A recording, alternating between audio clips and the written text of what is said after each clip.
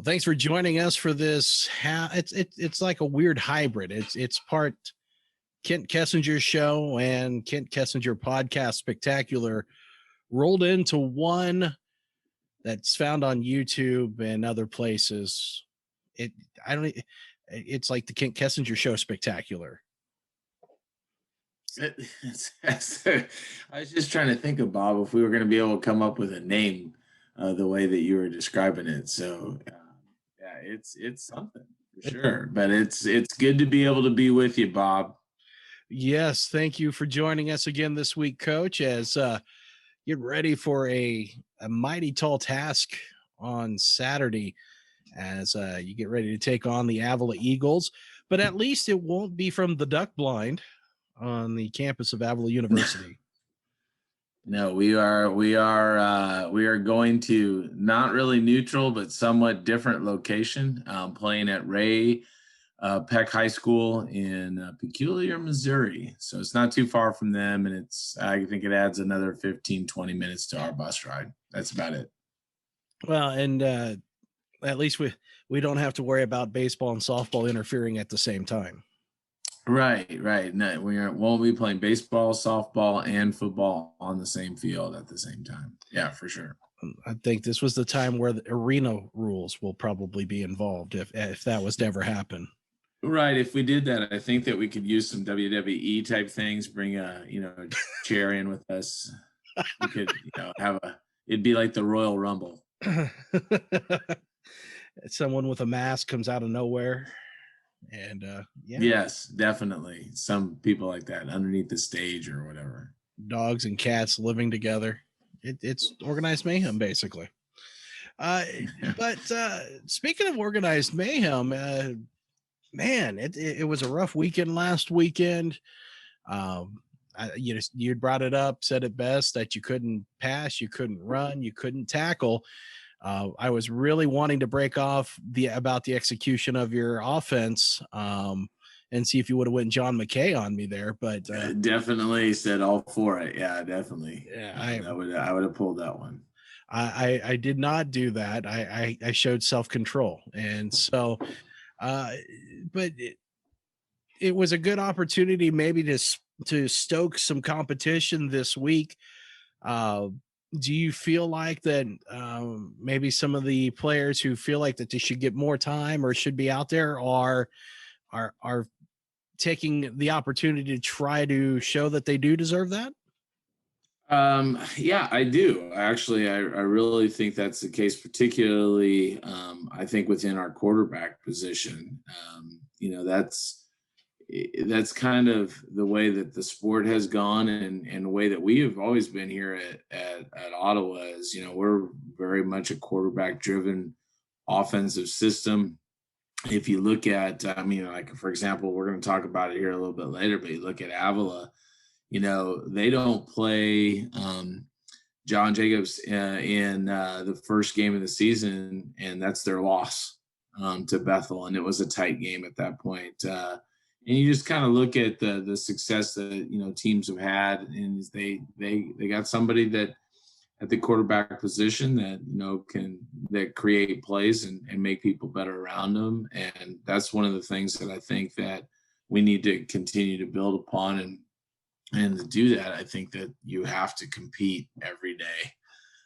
Every day is about development. Every day is about competing.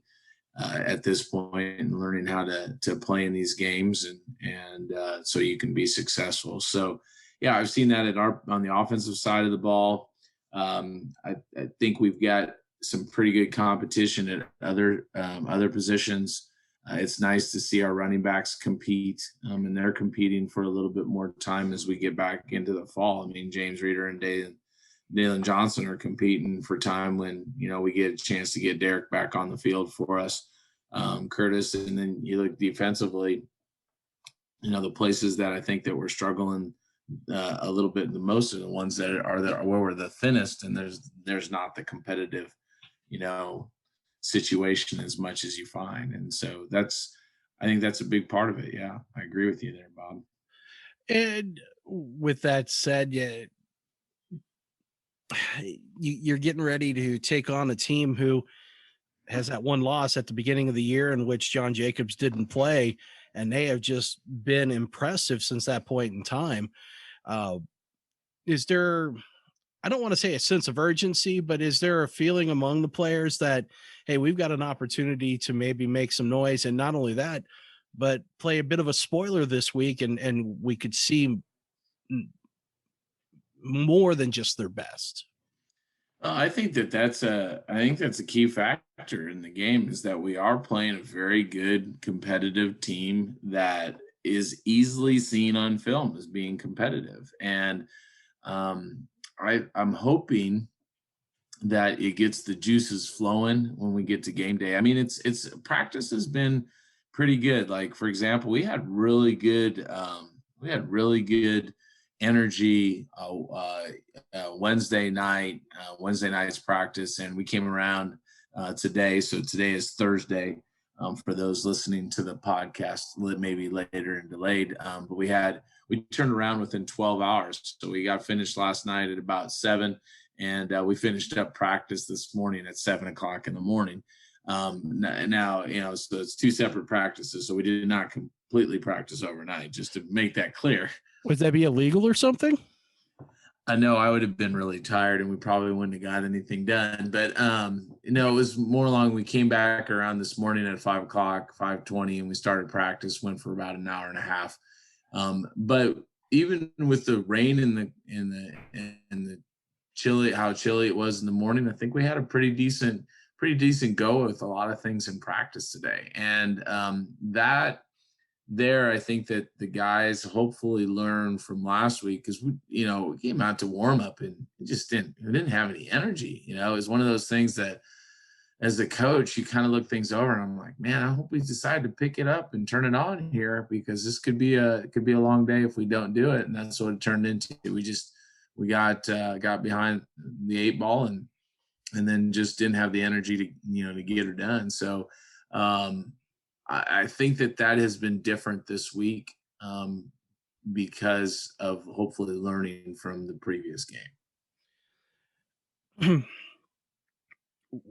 When you sense, like you did last week, that maybe the intensity may not have been where you wanted it, as a coach, do you try to do something to pick that up, maybe force a little bit out of it, or do you kind of just lay low and see what happens? I generally, what I've done is I go to the old guys. I mean, I go to the captains and the leaders on our team, and I'll be like, hey guys, we don't have a whole lot of energy out here. We're kind of going through the motions. This is something that you need to draw attention to. I'm going to talk a little bit about things that will hit on it, but if you guys can talk about it and I can hit on the finer points, it'll sink in a little bit more. And sometimes it takes off, and sometimes it's just not there. And this last weekend, it was just seemed like, even though we had some guys that started doing it, I think they took started taking things a little bit for granted. Thought that we were maybe better than we were, and that Tabor wasn't as good as they were. And then so I'm hoping that they go into each and every game. You got to remember to respect your opponent and know that they're going to have some good quality football players that are going to try hard too. So we got to be able to give our best, and that's hopefully a learning thing. And I think that our older guys, they're the ones that I give that charge to. Got to get it done, because they play for each other more than they play for anything else. So now we start to focus on Avila, and you can't really go too far at looking at Avila and just point out offensively that John Jacobs the third and Malik Nesbitt are pretty much 1A, 1B when it comes to the offense. And both both rush the ball really well. John Jacobs, maybe his completion percentage isn't as high as some would want, but you can't fault 15 touchdowns and only 3 interceptions. So you've got some high powered pieces right there. that this Braves defense will have to get ready for on Saturday. Yeah, he's slick. He's a tough guy to be able to corral. When things break down, you got to account for him because he's going to scramble and run. I mean, so there's some called draws, there's some called runs for the quarterback, but there's a lot of just creativity that he does. And so you got to take it into consideration. So last week with the quarterback that was playing for Tabor, you weren't as worried about him breaking it off and creating plays.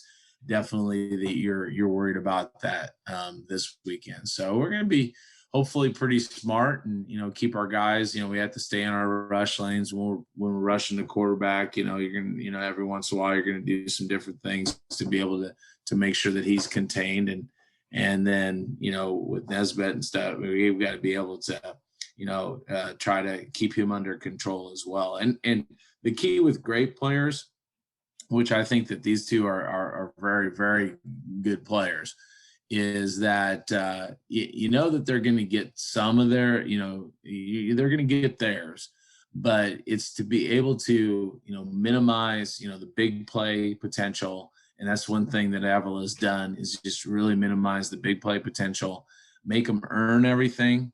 Get them frustrated a little bit with not being able to get what they want. That usually will bode well for you as a team if you can do that. And I think that that's one of the things that we've talked about as a coaching staff that we want to continue to do is make decisions, force plays. And if you force plays, some of those aren't going to come to you for sure.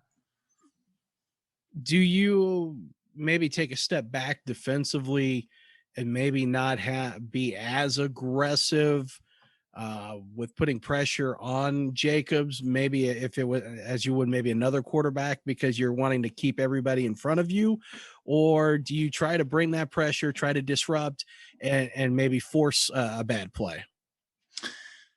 I think you mix it up and keep them guessing. It's like a boxing match. You don't just go. Some people go out there and try to throw haymakers to start off the whole deal and go for the quick knockout. But it's the smart boxers that kind of feel them out but change things up. And I think that's what you got to do. You got to change it up. But when you are bringing pressure, you got to have somebody account for the quarterback. And when you do that, I think, and you can be sound with it, hopefully you're gonna win out more times than not. But you got to mix it up. You got to keep them up. You can't just let the team know exactly what you're going to do. I mean, they like to run their offensive style as they do what's called the look offense. I sometimes refer to it as the meerkat offense because they'll get up there, line up, and then all of a sudden they stand back up on their haunches and look around like a meerkat does in the African savannah. And they look over to the sideline because what the coach is trying to do is get him in the best play on the field. And so there's going to be a cat and mouse game going between, our defensive coordinator, Coach Pearson, and their offensive coordinator. But if you're just doing the same thing all the time, boy, it's really easy to get lined up, see what's going on. Hey, they're not going to move. Let's do this. So anything that you can do to disrupt the normal, you're going to want to do. There's going to be a lot of pressure on this Braves defense this week, not only because of the competition in a sense, but you're not going to be able to give Avila some of the same opportunities that Tabor received last week without receiving some sort of punishment for it. Yeah, and I think that also comes back to us offensively too. I mean, we can't turn over the ball like we did against, Sterling. We got away with a lot of that, in that game. And then, even the small turnover that we had, we had one interception or something like that this last week. But we've got to take care of the football and then not give them the opportunity to make plays offensively by, maybe controlling the tempo, switching things up a little bit. That's one of the things that we've been working on this spring. Our guys, they like to go fast. But I also inform them that every once in a while we need to slow it down and, be able to remember we're playing a team sport, and maybe control a little bit of clock. So I think it's going to be important for us to maintain drives, and they're as aggressive as they are on offense. They are definitely aggressive on defense too. You're going to see multiple fronts, multiple pressures, multiple coverages. Every once in a while, I think that they're just pulling a slot machine, and whatever comes up in the first line, second line, third line, they're running it. But it's one of those things that we're going to have to get a key on, and be able to take care of the football so we can help our defense out. So it's going to be definitely a two-way go when it comes to making sure the defense can control some of those big plays. And some of the ways to maybe get that offense going, as it had some struggles last week. You bring up the pressure and the aggressiveness of the Avila defense. Do you maybe scheme up, set something up to maybe have a take advantage of some quick passes, take advantage of dumping, getting rid of it, finding that open spot as a quarterback?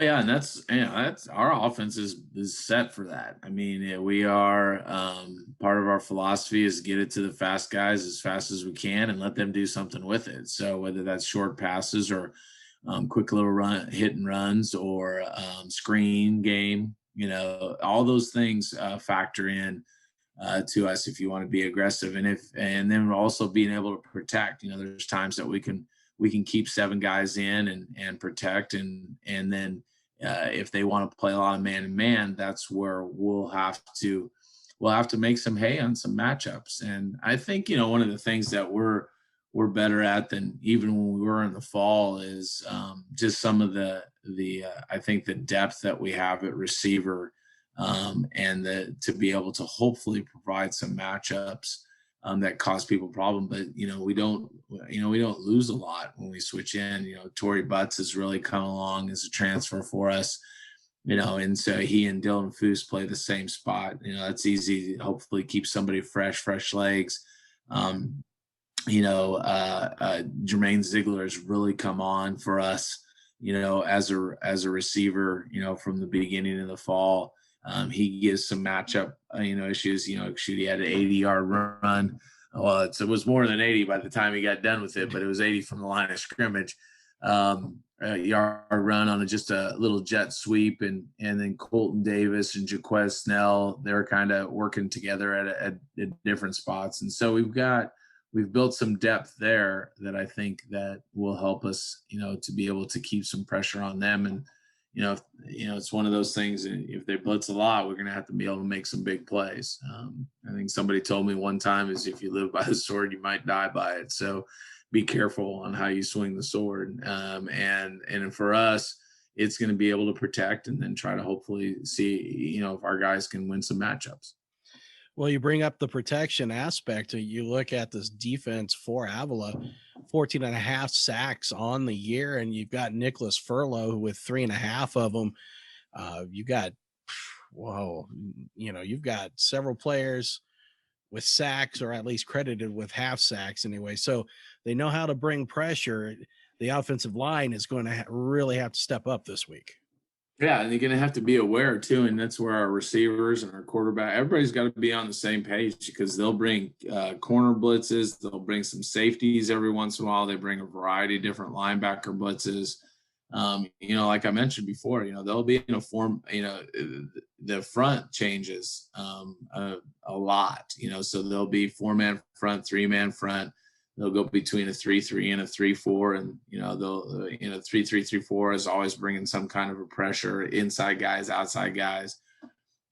Coverage wise, they play a whole lot of what I consider matchup man. It's initially starts off looking like a zone, and they end up in an off man type of thing. And so for the basketball people out there, it's kind of like playing matchup zone, where the ball goes to the low post, and all of a sudden everybody's playing man to man. It comes back out on top, and everybody's playing zone.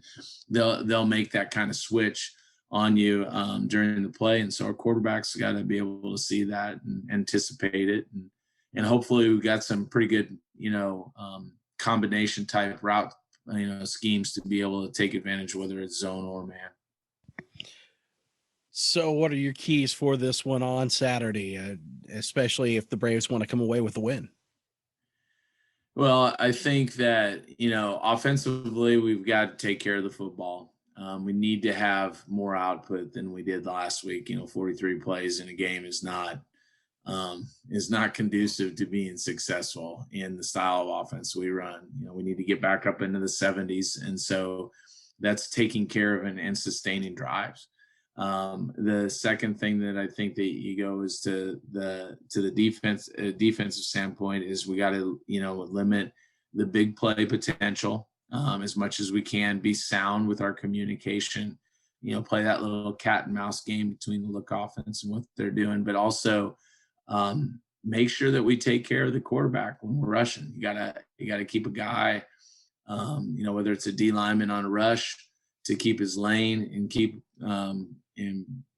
on him, or whether it's somebody else that you're going to put on him, but make sure that when he breaks down and he tries to be creative, is that you got somebody that's going to be there and force him to do something he doesn't want to do. And like we always mention, special teams. When our special teams is working, we're pretty good. When our special teams is not, we're not. So we had we started off pretty decent with some good punts, and then we didn't do so well there. We have a penalty that starts us off. Last 2 weeks ago when we play Sterling, we block a punt. Great momentum turnaround for us. Gets us short field. We score, a couple plays after that. This week we run into the punter and extends a drive in which I think they had the ball for at least 10 minutes, it seemed like, on their 12, 13 play drive. So we just got to be smart with those things. Coach, thank you so much. We'll talk to you on Saturday for the Ottawa University Braves pregame show. Well, I'm looking forward to it, Bob. That is head coach Kent Kessinger joining me. We will be back with you Saturday with pregame at 5. Kickoff is at 6 from Ray Peck High School, as that'll be the fill-in home spot for the Avila Eagles this week. And we will have our usual fireside chat with head coach Kent Kessinger during the pregame show. Join us then. Otherwise, we will, I guess you have a bye week. And so I guess we might take a week off. Yeah. So we at one point thought about, doing some things to work the Southwestern game in, but we're going to keep it right where it's at April 10th. And we'll probably just need a little bit of healing and downtime, so it won't be a week off, but it will be some modified practices for sure. Well, it'll be a week off for us. Week off for you and I, Bob. Yes. Probably well needed for us. Well, yeah. Well, let the healing process begin. Yeah, so we can maintain our creativity. One thing that we haven't done with these podcasts, Bob. Yes. Is we haven't given the shout outs that we normally do. Oh my gosh, you are so right. Shout outs, the Millers out, in Western Kansas, if they're logging in, listen to my mother-in-law, this is the people around the world. They're probably going to come to the podcast spectacular pregame, whatever we're going to call this. Yeah, the hybrid that Your is. Aunt. Well, no, this is too advanced for them. They are not listening. I can tell you that right now. No, because it would involve a lot of tech support and some tears, probably. Okay, all right. So they're probably out on this one then. There's a lot of tech savvy people out there because of COVID now. Oh, no. I'm not saying. I mean, I would have to set it up for them, but then they would look at me. They would look at me like I was, kicking a puppy or something. Oh, well, we don't want that. We definitely don't want that. No. And I can't stop in the middle of a broadcast to run tech support either. So it's not going to work. But for everyone who is listening, I think there are some players who listen. So shout out to the players. Yeah. We're going to figure out how to get some players on the show, maybe. Absolutely. You know what? We will do that in 2 weeks for the final one. We'll send them the Zoom invites. We'll put them on for this, and we'll go extend a deep cut for the final. Hey, that might be really good for those seniors that are finishing up. We'll just get those senior guys on here. Absolutely. I like where you're going with this.